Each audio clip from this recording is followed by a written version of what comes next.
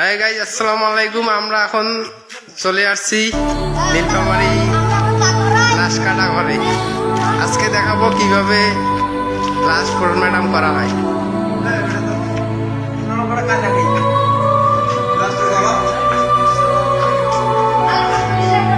আপনারা দেখতে পাচ্ছেন এখানে লাশ শোয়ানো হয়। আর এইটাতে দেখতে পাচ্ছেন এগুলো হলো লাশ বেশি পেশা হলে এখানে রাখা যায়। তার পাশে এই দিক আছে আরো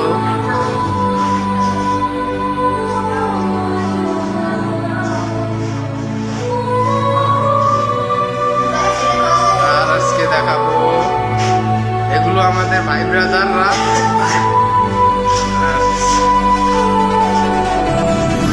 তারপর আরেকটা আছে এইদিকে।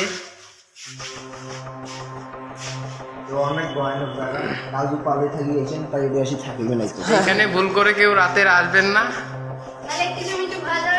তা না হলে